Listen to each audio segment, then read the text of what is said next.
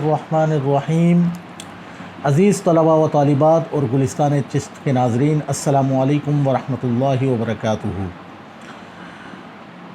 गुज़िश्ता दर्स में हमने जो हमारा दर्स चहारम था, हुज्जियत हदीस, अहमियत हदीस पर हम गुफ्तगू कर रहे थे और तारुफ़ हदीस का हमारा उन्वान था। तो उसी सिलसिले में हमने आपके सामने सूरह हशर की आयत पेश की थी कि वमा आताकुमुर रसूलु फ़ख़ुज़ूहु वमा नहाकुम अन्हु फ़ंतहू। रसूलुल्लाह सल्लल्लाहु अलैहि वसल्लम जो आपको दें वो ले लो और जिस चीज़ से आपको रोकें उससे रुक जाओ।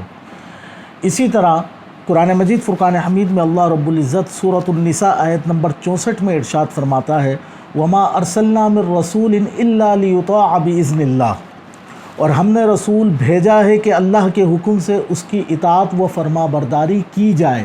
यानी कि हुज़ूर अकरम सल्लल्लाहु अलैहि वसल्लम को जो अल्लाह रब्बुल इज़्ज़त ने बनी नूअ इंसान के लिए रहमतुल लिल आलमीन और रसूल बनाकर भेजा है और ख़ातमुन नबिय्यीन बनाकर भेजा है कि आपके बाद अब कोई नबी नहीं आएगा। तो भेजने का मकसद ये है कि अब क़यामत तक आपकी इताअत और फरमा बरदारी की जाएगी।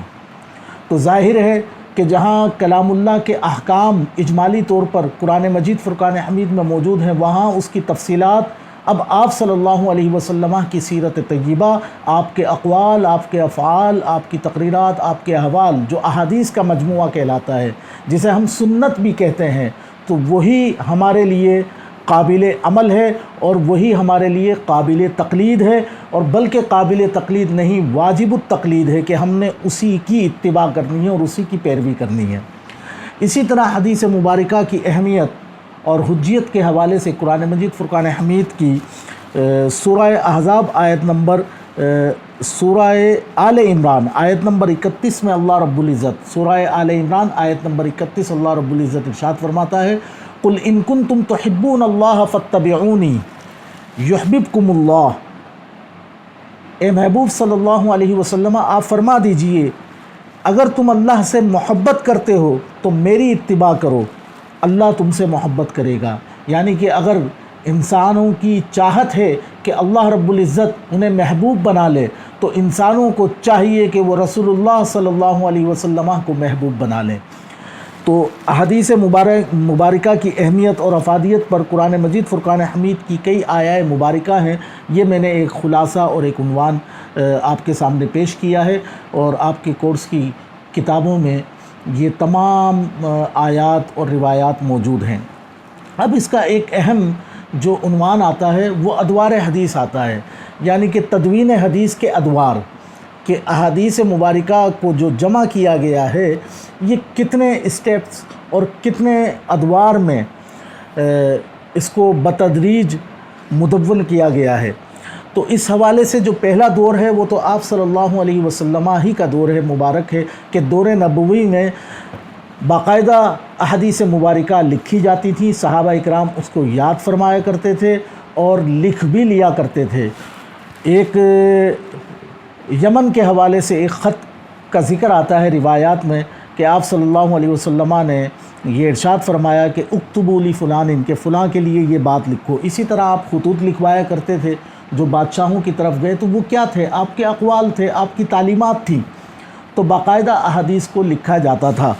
तो ये हदीस मुबारका का पहला दौर है। और इस सिलसिले में सुनन अबी दाऊद की एक हदीस है, हुज़ूर अकरम सल्लल्लाहु अलैहि वसल्लम ने इरशाद फरमाया, उस ज़ात की कसम जिसके कब्ज़ा कुदरत में मेरी जान है, मेरे मुँह से हक़ के सिवा कुछ नहीं निकलता। तो ज़ाहिर है कि हुज़ूर अकरम सल्लल्लाहु अलैहि वसल्लम और ख़ुद कुरान मजीद में अल्लाह रब्बुल इज़्ज़त ने इरशाद फरमाया, मैंने पहले भी आपको ज़िक्र किया कि वमा यंतिकु अनिल हवा, अपनी ख्वाहिश से आप कुछ नहीं कहते। तो अहादीस मुबारका का ये पहला दौर आप सल्लल्लाहु अलैहि वसल्लम का दौर है, जिसे हम दौर नबवी कहते हैं। फिर दूसरा दौर है आप सल्लल्लाहु अलैहि वसल्लम के पर्दा फरमाने के बाद सहाबा इकराम रिदवानुल्लाहि ताला अलैहिम अजमाइन की जो मुनफरिद रिवायात के जो उनके पास अलग अलग रिवायात हदीस मौजूद थी, तो वो ज़ख़ीरा उनके पास मौजूद था। सैयदना अबू हुरैरा रज़ियल्लाहु ताला अन्हु के पास जो है उनकी रिवायात जो उनसे मरवी हैं अहादीस मुबारका वो महफूज थी। इसी तरह अहले बैत अतहार तय्यबीन अत्ताहिरीन और दीगर सहाबा इकराम जो अहादीस को रिवायत करते हैं उनके पास وہ احادیث نہ صرف سینے میں محفوظ تھی بلکہ وہ لکھ بھی لیا کرتے تھے۔ تیسرا دور حدیث مبارکہ کا یہ بڑا اہم دور ہے، اور یہ سیدنا عمر بن عبدالعزیز کا دور ہے کہ حضرت عمر بن عبدالعزیز نے جو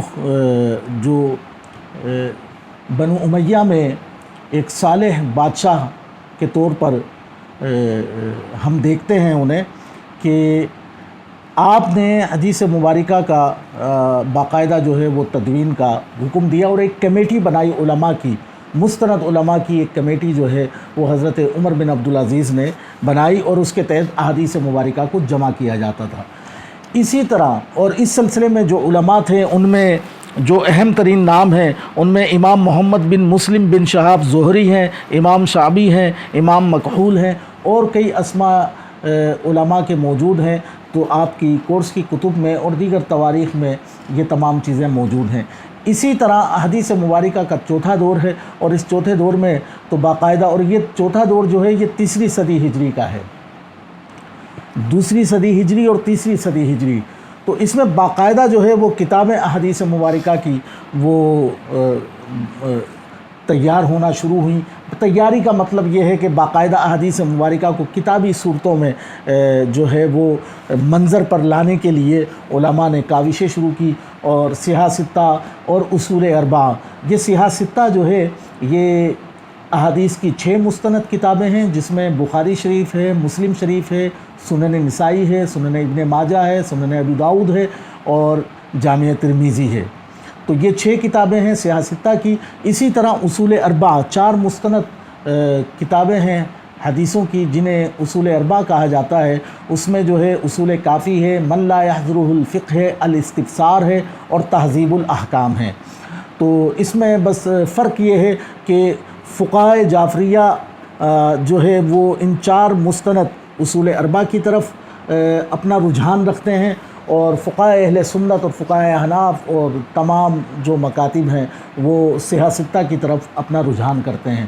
تو امید ہے کہ یہ احادیث کے حوالے سے یہ جو ہم نے ایک خلاصہ آپ کے سامنے پیش کیا ہے، آپ اس کو نوٹ ڈاؤن کریں گے اور محفوظ کریں گے۔ دعاؤں میں یاد رکھیے گا۔ وعلیکم السلام ورحمۃ اللہ وبرکاتہ۔